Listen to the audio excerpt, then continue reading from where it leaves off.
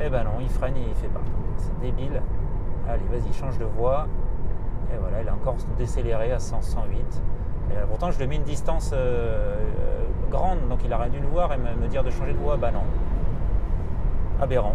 Aberrant. Bon, allez, je lui demande moi-même de changer de voie parce que ça me fatigue.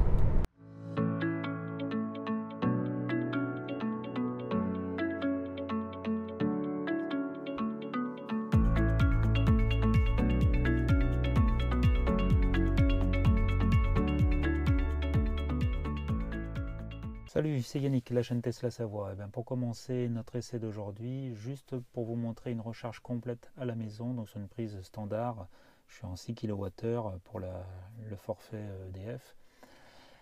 Et donc on voit qu'une recharge complète d'une long range pour une voiture qui a été livrée fin septembre, eh bien c'est 483 km. Voilà, donc on est en dessous des 500 et des brouettes annoncées. Et je sais que un mois après la réception de la voiture, j'avais fait une recharge comme ça à la maison, complète pour aller à Paris depuis Chambéry. Et j'avais eu 500 km affichés. Donc là, on est déjà plus qu'à 483 km. Alors on va quand même aller à un superchargeur sur Chambéry pour faire l'essai complet en fait d'un départ du superchargeur de Chambéry vers la station de ski Méribel et voir ce que ça donne au niveau de la décharge complète via l'autoroute. Alors tant qu'à faire, on va en profiter pour montrer en fait comment se comporte la voiture quand elle est complètement chargée et qu'on est en altitude, en hauteur quoi, par rapport à une descente dans la vallée. Donc ça c'est quelque chose qui est intéressant pour les gens qui veulent acheter une Tesla en montagne.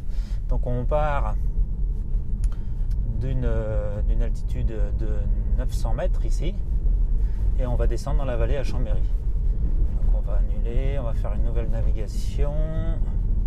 Ça, la musique, on va pas en mettre pour l'instant. Hop.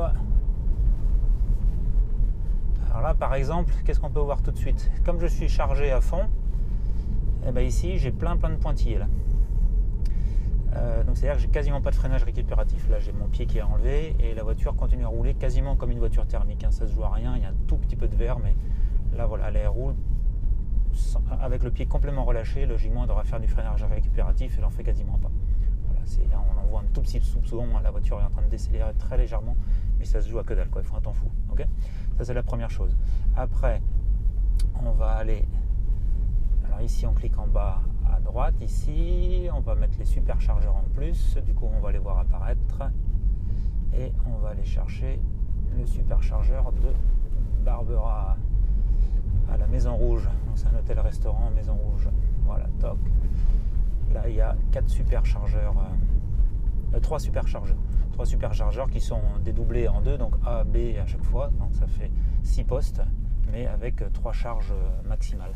Okay, je vous rappelle ça que les charges, si vous avez 6 chargeurs, visuellement en vérité vous n'en avez que 3 qui sont efficaces à 100%. Sinon on divise par 2 la charge sur 2 voitures si on est sur un même poste A et B. Donc c'est parti. On voit, qu'est-ce qu'on voit? On voit au niveau estimation de la perte de charge. En fait ici on part de 100%. Voilà, et on va arriver ici, on va avoir un problème ici parce qu'on devrait recharger plus, mais on ne peut pas recharger plus puisqu'on est déjà à 100%. Donc on voit que ça va arriver à 100% au superchargeur. D'accord? Donc j'aurais peut-être même pas besoin de recharger.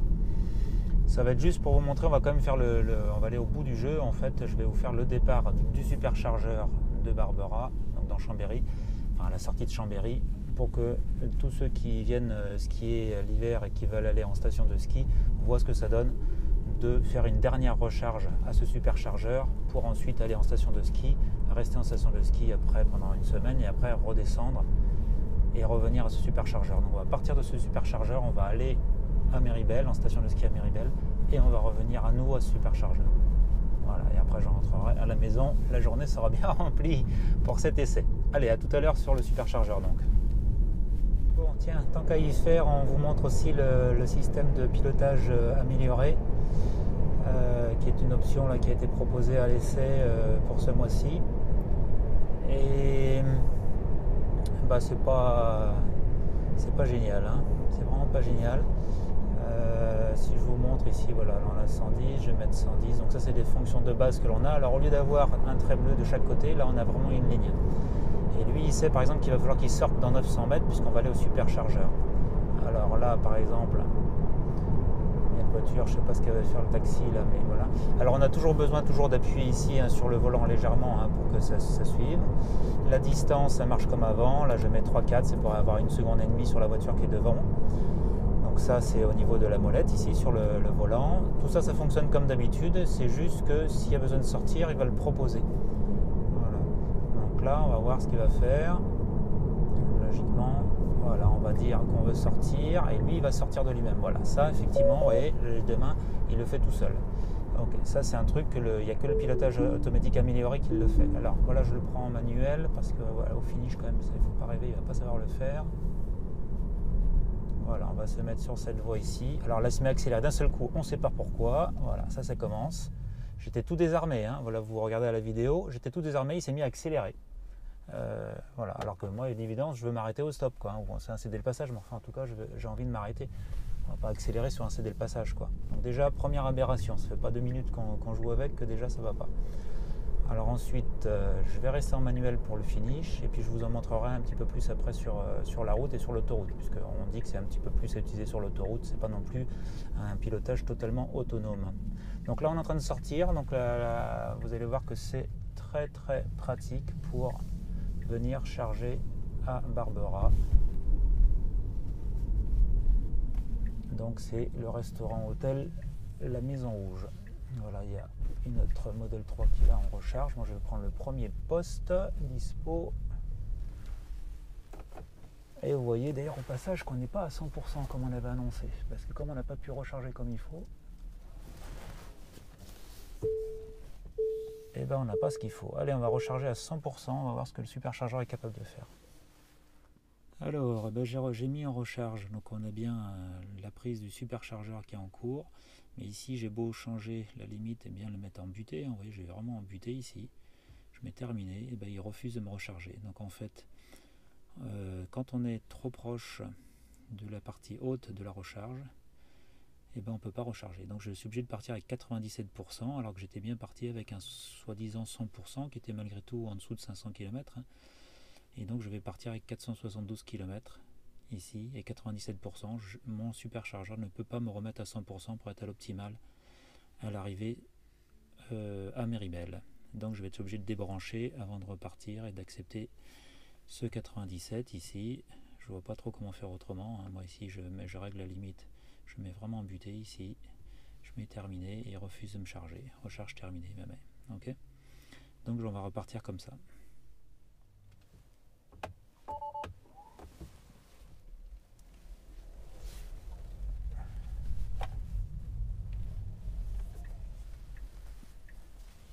Vous allez voir, pour repartir d'ici, c'est très pratique, hein, comme tous les superchargeurs d'ailleurs. Tous les superchargeurs, c'est toujours la même chose. C'est à proximité immédiate de grandes routes. Il y a toujours un hôtel, il y a toujours un restaurant. En fait, il y a toujours de quoi boire, manger, dormir. Voilà. Et c'est toujours des endroits qui sont agréables. C'est bien sélectionné. Pour ça, les superchargeurs sont très intéressants. À ce sujet, j'en profite pour vous dire que quand vous venez en station de ski, vous pouvez utiliser également les chargeurs Ionity. Et si vous avez un doute sur l'efficacité des chargeurs Ionity, vous pouvez aller voir l'autre chaîne YouTube qui parle donc de la Tesla Model 3. Alors c'est pas du tout dans les montagnes, c'est tout sauf au froid, c'est en fait au chaud, puisque c'est à Barcelone avec la chaîne Teslanatic. Je vous le mets en lien, en information, là, un petit i en haut à droite de l'écran. Et voilà, je trouve que cette chaîne YouTube elle est très sympa. Tout est expliqué simplement, on essaye je crois qu'on a un peu la même philosophie pour présenter la voiture tranquillement, sans s'exciter, mais en montrant les choses telles qu'elles sont. Et là, il vient de faire une dernière vidéo sur l'utilisation des chargeurs Ionity. Ça fait en 2 parties. La première partie, c'est sur le chargeur Ionity et voir si la Tesla Model 3, quand on charge dessus, ça se passe bien. et je vous laisse aller voir si c'est le cas. En fonction de ça, vous pourrez utiliser votre voiture Tesla Model 3 sur les chargeurs Ionity. Voilà, je vous laisse la surprise et puis comme ça vous verrez si vous avez plus ou moins d'options de recharge possibles quand vous allez en vadrouille avec votre voiture, que ce soit à Barcelone ou que ce soit dans les montagnes ici. Voilà, un grand beau temps sur les Savoies. Si vous allez là-bas, ça sera plutôt pour aller manger des pata negra, de super jambon de Barcelone. Vous allez sur la Rambla, là, vous allez au marché, ils vous coupent ça le jambon là, de toute façon tip top, et c'est un vrai régal. Ici c'est plutôt les diopolintes, voilà, si vous voulez vous régaler. Allez, on est parti sur l'autoroute, on part donc du côté de Albertville pour commencer. Alors on va en profiter pour armer le système automatique. Voilà, donc ici on est toujours à 110. Je vais utiliser les vitesses normales, hein, évidemment, pour qu'on puisse voir aussi au niveau de la charge, là, ce qui se passe, l'énergie. Donc moi je ne conduis pas pour l'instant. Voilà, même si moi naturellement je pose ma main légèrement sur le volant comme ça, je n'en fais rien en fait, hein. Je le pose juste sur le volant, vous voyez, avec cette main gauche, avec mon coude sur la fenêtre là. Et donc du coup en fait il ressent en fait qu'il y a une présence et ça lui suffit pour ne pas avoir à rappeler systématiquement qu'il faut toucher le volant, etc., etc. Alors ici par exemple il demande à changer de voie, alors donc il va falloir que je lui dise oui, ok, je veux bien, je tourne un petit peu le volant et là il va le faire tout seul. Voilà, hop, ok, on applaudit, c'est bravo, il a réussi à le faire. Voilà, alors vous allez voir s'il ne va pas réussir à le faire forcément tout le temps, hein. Ça là il a réussi donc à gérer pour pouvoir doubler. Là par contre du coup je ne sais pas pourquoi il m'a demandé de doubler, alors il me demande de revenir sur l'autre voie, donc je confirme et là ça y est, je lui ai mis un petit coup de volant et il y va. Voilà, deuxième essai, il a réussi. Quand il a validé, après il se met ici sur sa ligne, il dit bien qu'il est en train de traiter cette ligne. Je repose ma main sur le volant pour éviter qu'il me demande à nouveau de bouger le volant. Voilà, donc il veut voir que je ne suis pas parti à l'arrière de la voiture bouquiner. Donc ma main gauche comme ça appuyée suffit. Voilà, donc évidemment je n'utilise plus les pieds, je ne fais rien. Voilà, donc, ça c'est super agréable évidemment. Alors qu'est-ce qu'on peut voir ici? On peut voir qu'au niveau de la charge, on est parti du coup de 97% puisqu'on n'a pas pu recharger à 100%. Voilà, ça je ne le savais pas, comme ça vous le découvrez en même temps que moi. Si la batterie est suffisamment chargée, il refuse de prendre les derniers pourcents. Je ne sais pas pourquoi. Quel intérêt? Je ne vois pas, surtout qu'en plus il avait bien prévu, il avait bien annoncé qu'il préchargeait la batterie pour pouvoir faire quelque chose d'optimal. Bon, je ne vois pas pourquoi on ne pourrait pas mettre 100% de plus. Il ne sait pas où on va, donc si on est sur une limite et qu'il nous faut les 3% supplémentaires, on fait comment? Voilà. Donc c'est vrai que c'est pas l'optimal, hein. C'est ce qu'il explique dans Teslanatic sur l'autre chaîne, et l'idéal c'est de recharger quand on est à 15% à peu près de batterie, mais il n'empêche que peut-être que la situation fait que j'ai envie que ce soit autrement, donc c'est un peu dommage. Voilà, alors là il voit que là on ne peut plus tenir les 110 km/h, donc à cause de la voiture qui est devant, donc là on demande de changer de voie, je mets le clignotant, je tourne un petit à-coup sur le volant et hop il y va tout seul, et logiquement il va reprendre la vitesse, si ce n'est que maintenant c'est 70, donc on va réduire la vitesse ici, et puis bientôt il va falloir faire quelque chose parce qu'on arrive sur le péage. Donc là on va voir ce qu'il en fait tout ça. Là il ne sait plus trop quoi faire, là il est un peu perdu, et vas-y que je mets les coups de volant dans tous les sens. Donc ça c'est ingérable, voilà. Ça c'est le côté vraiment qu'on peut reprocher au système, c'est que quand il ne sait plus quoi faire, il commence à faire n'importe quoi. Et puis voilà. Et puis et après il met des alertes. Le problème c'est que ce pourcentage-là, il a déjà fait des à-coups sur le volant, il peut mettre des sacrés à-coups en freinage, c'est peu de le dire. Alors s'il y a une voiture qui fuit derrière, qui colle un petit peu trop derrière, autant vous dire que c'est carrément dangereux à mon goût, hein. C'est carrément dangereux parce que, et ça m'est déjà arrivé, hein, on ne sait pas pourquoi, il est en train de doubler un camion par exemple, ça s'est arrivé plusieurs fois et d'un seul coup il pile quelque chose de vraiment impressionnant. Et s'il y avait une voiture derrière, la première fois que ça m'est arrivé, c'est sûr que ça aurait tapé, hein. Depuis, je suis tellement méfiant que si je suis dans une situation similaire, je suis prêt sur le pied à refuser le freinage et à accélérer. Mais à ce moment-là, c'est pas la peine d'avoir un système automatique, quoi. Voilà, donc je mettrai un gros bémol par rapport aux présentations de vidéos YouTube qui montrent la voiture qui est complètement autonome. Alors certes, c'est pas la version complètement autonome, mais je demande à voir. À la limite, il faudrait que je passe au concessionnaire et qu'il me fasse une démonstration sur la voiture totalement autonome, ce qu'on paye plus de 6 000 €, ben, je demande à voir. Mais je serais sacrément épaté que ça soit totalement autonome, vu ce que je vois moi sur les versions de base, donc le pilote automatique et le pilotage automatique amélioré, qui est quand même à plus de 2 000 € de plus. Je vois pas trop l'intérêt par rapport à ces à-coups qui sont mis en changement de voie violente ou freinage, ou alors il refuse. Des fois on lui demande, il y a une voiture qui arrive trop près d'une voiture, on lui demande de changer de voie, il veut pas. Moi je vais essayer de vous le faire en démo. Si ça arrive, quand la situation arrivera, je vous le montrerai, ok? Voilà, pour essayer de vous montrer cette fonction. Après, c'est sûr, hein, c'est reposant. Quand ça fonctionne, c'est reposant. Mais il ne faut pas croire que parce qu'on est sur l'autoroute, ça va fonctionner tout le temps. C'est pas vrai. Alors là, pourquoi il demande de changer de voie? On ne sait pas pourquoi. Il n'y a rien, j'ai rien devant, j'ai rien derrière. Alors je vais lui dire, on va voir. Je lui dis, ok, tournez le volant. Ah bah là, j'ai tourné le volant, évidemment. Il a perdu la fonction. Voilà. Donc on va lui redire qu'on veut bien. On tourne un petit peu le volant, voilà, ça y est, là il a accepté. Alors il faut faire ni trop fort ni pas assez fort quand on fait le petit à-coup, parce que sinon on peut faire sauter le mode. Ok. Alors pourquoi je suis à gauche là? On ne sait pas. Je dois partir à droite dans 62 km pour aller à Brive-les-Bains, et là il vient de me mettre sur la voie de gauche. Aucun intérêt, hein. J'ai ni voiture devant ni voiture derrière, on ne sait pas. On ne sait pas du tout, il n'y a aucune raison. Alors bon, là d'un seul coup il veut qu'on aille de l'autre côté. Donc je confirme par le clignotant, je valide avec un petit coup de volant. Ah bah là il ne veut pas cette fois-ci. Je confirme le changement de voie, utiliser le clignotant pour confirmer. Bah oui, je viens de me le faire, le clignotant. Un clignotant, je revalide. Non, il ne veut pas, le clignotant il ne le voit pas. Ah, pourtant je le fais avec les mains, vous voyez bien ce que je fais. Alors là, bah, évidemment, maintenant il vient de voir qu'il y avait un camion. Tournez légèrement le volant. Ah, ça y est, cette fois-ci il veut bien. Je ne sais pas pourquoi avant il ne voulait pas. Je fais la même chose, hein, vous le voyez, hein, je suis en direct à le faire en direct. Hein. Voilà, je suis plutôt de nature à encenser la Tesla depuis le début. Mais là, par exemple, je rattrape le camion, là, voilà, typiquement. Voilà, ok. Donc là, tourner légèrement le volant, c'est parce que ça fait longtemps que je n'y ai pas touché, ok. Mais là, j'ai plus la vitesse, j'aurais doublé. Je comprends qu'il y a une voiture qui arrive à gauche, donc je comprends, mais pourquoi il ne m'a toujours pas proposé de doubler? Pourquoi il ne me propose pas de doubler alors que là, j'ai 110 km/h max et que je suis derrière ce camion qui est à distance ici, à 4 de distance. Si je mets 1 par exemple, il va se rapprocher un petit peu. Mais pourquoi est-ce qu'il ne me demande pas de doubler le camion? C'est évident, si c'est pour que ce soit automatique, c'est pour que ce soit automatique. Alors là, on va voir. Je vais lui demander moi de doubler moi-même. Je vais lui dire ok, double, changer largement le volant. Ouais, là il le prend cette fois-ci. L'autre jour il ne me l'a pas fait. Quand j'étais en train de rentrer du boulot là sur la route de Lyon, ben impossible. Je lui redemandais différentes actions sur les clignotants. La première butée, deuxième butée, mouvement de volant. Et jamais il a voulu. Voilà.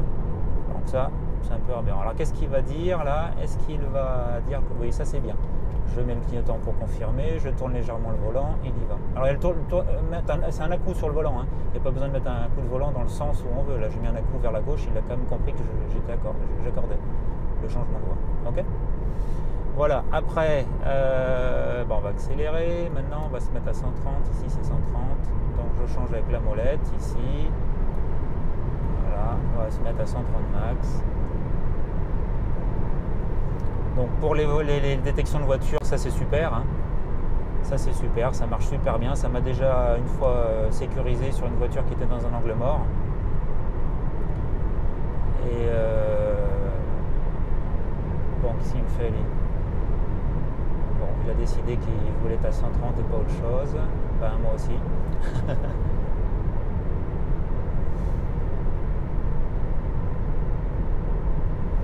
Alors un truc qui est intéressant, c'est que si on est en train d'arriver sur une voiture qui est à gauche là, eh bien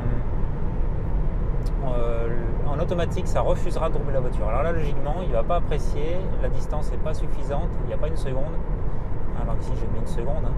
Donc il va reprendre la distance, il va réduire un petit peu la vitesse pour remettre la distance par rapport à la voiture qui est devant. Voilà. Et après il va se caler soit à 130 max, soit à la vitesse de la voiture qui est devant si on ne respecte pas les 1 seconde. Voilà, donc bon, on ne va pas l'embêter à le doubler. Voilà, donc là ça vous permet de voir ce que c'est que cette version améliorée là. Donc vous voyez, c'est une navigation autopilote, c'est l'information que l'on a en plus qu'on n'avait pas avant. Je peux vous le montrer également dans les fonctions ici. Alors au niveau des logiciels, on doit voir, ah non, c'est dans autopilote ici, voilà, on voit qu'on a des fonctions de personnalisation de navigation. Voilà. Donc moi j'ai mis changement de voie en fonction de la vitesse, j'ai mis en fonction Mad Max, c'est rigolo, non, je le trouve rigolo donc j'ai mis ça. Et puis même en Mad Max je trouve que c'est extrêmement doux, donc voilà, hein, je trouve pas que ça soit très Mad Max en fait, je m'attendais à quelque chose de plus nerveux. Alors on va le laisser faire, là à nouveau on voit qu'on va arriver à avoir à doubler un camion, qu'est-ce qu'il va faire? Il dit rien, il ralentit. Ah si, ça y est, mais vachement trop tard. Et là, il faut que je fasse une demande de changement. Donc là, du coup, il m'a ralenti 93 km/h. Je suis à 130, quoi. Non mais quel intérêt, quoi. Quel intérêt. Et là, maintenant, ça y est, il se remet seulement maintenant accéléré. Évidemment, je me fais rattraper par ceux qui étaient sur la voie de gauche. Là, il me redemande d'aller à droite, alors qu'en vérité, il a une vue sur un camion. Donc aucun intérêt. Pourquoi aller à droite alors qu'il y a un camion? Ça n'a pas de sens. Non, c'est pas abouti. Franchement, voilà, désolé Tesla, mais c'est pas du tout abouti ce truc-là. Payer 2000, je sais plus combien euros de plus pour avoir la version améliorée, non merci. Je suis même étonné en fait qu'une situation aussi inaboutie soit proposée à l'essai, parce que ça motive pas du tout à vouloir l'utiliser, mais en plus c'est comme si en fait c'était logique que les gens qui ont déjà une Tesla payent pour débugger le système et le rendre suffisamment bon pour qu'il soit vendable après, quoi. À la limite, je trouverais normal qu'ils laissent aux propriétaires, alors selon certaines conditions, j'en sais rien, mais aux propriétaires qui sont les nouveaux propriétaires, peut-être pas les tout derniers, mais ceux qui sont historiquement qui ont acheté des voitures assez tôt, des Model 3, qui leur proposent de l'utiliser gratuitement et que ça serve justement comme apprentissage, par exemple pour l'intelligence artificielle, par exemple. Donc ça c'est un très bon moyen, justement. On l'essaye, toutes les informations sont envoyées à Tesla et là du coup ça permet de débugger et que ça devienne intéressant. Mais dire je vous fais essayer et puis si ça vous plaît je vous le vends, c'est contre-productif, je trouve. Bon, après chacun voit midi à sa porte et puis je ne vais pas apprendre à Tesla à faire du commerce, hein. Ils n'ont pas besoin de moi, ils le font très bien. Mais voilà, là j'ai demandé de moi-même à doubler, hein, parce que sinon c'est énervant. Malgré tout, tant que j'ai pas fini de changer de voie, il était déjà en train de commencer un petit peu à freiner là. Je sais pas si vous l'avez vu, mais moi je l'ai ressenti en freinage. Donc en fait, le changement de voie, ça sert pas à grand chose. 90. Voilà, alors là je le laisse faire. 90, moi je mets 90, mais il a freiné un petit peu plus à la vue du camion. Ça a très bien marché. Alors ça pour les distances, les tenues de distance derrière une voiture c'est génial, ça c'est un camion, enfin peu importe, ça c'est super, ça marche super bien. Là il faut reconnaître cette partie là c'est bien, hein. Tout n'est pas mal, hein. Il y a des choses qui sont super et en particulier moi un truc que je trouve super c'est au niveau sécurité ici, c'est dans la partie ici là, alors attendez, elle est où?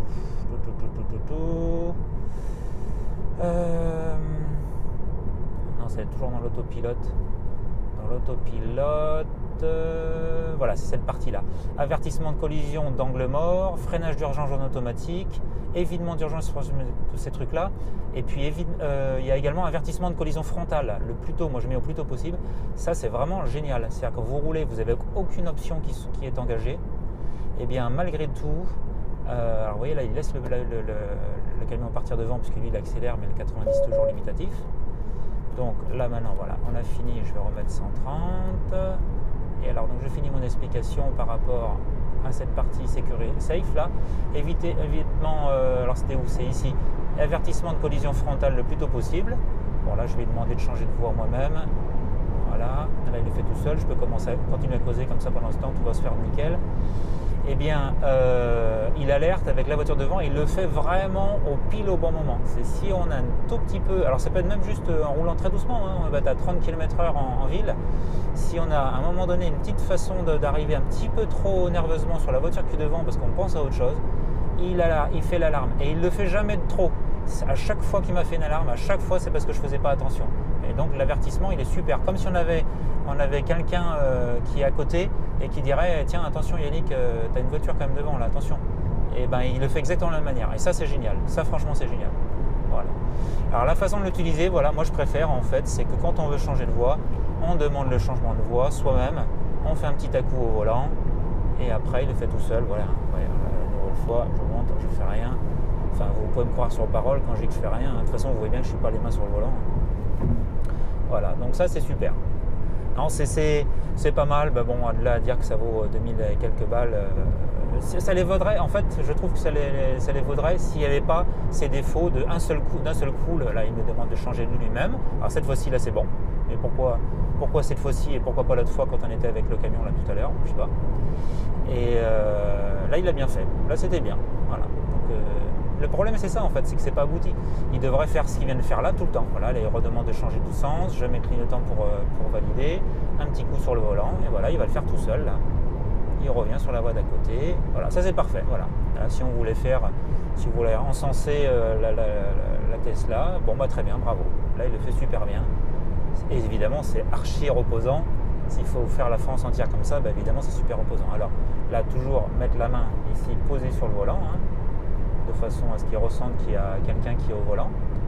Et évidemment, je ne fais rien au volant, je ne suis pas en train de mettre gauche-droite, hein, je me fais juste que me poser la main sur le volant. Voilà. Donc voilà, ça quand ça marche comme ça, ben bravo, c'est nickel. Okay, on revient un petit peu sur notre consommation, là, on imagine pour tous ceux qui veulent aller en station de ski pendant l'hiver. Donc on va voir un petit peu où on en est de notre affaire là. Donc on est parti de 97%, on l'a déjà dit. Et ben bien content, tiens, là je ne m'attendais pas à ça. Il a une sous-consommation par rapport au calcul qu'il avait annoncé au début. Je crois que c'était 66, vous regarderez sur la vidéo. Hein. Je crois que c'était 66 de mémoire, et là il est monté à 68. Donc en fait, là il prévoit de consommer un peu moins que ce qu'il avait calculé. Voilà, hein, voilà, après on a la consommation ici, hein, vous voyez. Mais bon, moi, ça sert pas à grand chose, ça c'est bon, c'est joli quoi. Hein. Mais par contre, c'est super utile, c'est le trajet. Donc c'est pour ça que, là c'est un conseil, c'est systématiquement sur la voiture, hein, sur la Tesla, systématiquement quand vous allez quelque part, systématiquement vous mettez un trajet. Ça c'est vraiment important de le faire, de façon à déjà bien comprendre ce qu'il en est, comment fonctionne votre voiture, comment elle perd de l'autonomie. Voilà. Je ne sais pas si je l'ai dit, mais la valeur qui est ici, vous la mettez x5 et vous obtenez le nombre de kilomètres. Si vous avez 90 par exemple, hein, 90, alors là je demande à changer de voie. Là voilà, évidemment il décélère. Alors la voiture qui est derrière moi, elle ne doit pas apprécier là que ça a décéléré à 123. Là il se met à réaccélérer. Il est bien gentil le gars derrière parce qu'il pourrait me râler dessus. Je le comprendrai. Là moi-même je demande à changer de voie. Je fais un petit coup sur le volant et là il revient. Voilà. On va voir s'il le fait à niveau sur le camion suivant. Alors là ça m'énerve, donc moi je vais le faire d'avance parce que je sens qu'il va encore me faire un coup de freinage. Voilà, donc moi c'est moi-même d'avance qui lui dit de changer. Alors un petit truc qu'on pourrait essayer, ça serait de se mettre ici à 7. Vous voyez ici cette partie qui est là. Mettre à 7 pour voir s'il anticipe beaucoup plus. Ça c'est peut-être l'astuce de faire comme ça, pour voir s'il décélère, s'il anticipe carrément. Je vais faire exprès, je vais lui demander de revenir sur l'autre voie. Et logiquement, il va voir, dès qu'il va voir le camion, logiquement il doit me demander de changer. Il ne doit pas freiner. Voyons voir. Dès qu'il voit le camion, il va demander de changer. Je suis déjà à 2 secondes quasiment là du camion. Eh ben non, il freine et il ne fait pas. C'est débile. Allez, vas-y, change de voie. Et voilà, il a encore décéléré à 108. Et pourtant, je lui ai mis une distance grande, donc il aurait dû le voir et me dire de changer de voie. Bah non. Aberrant.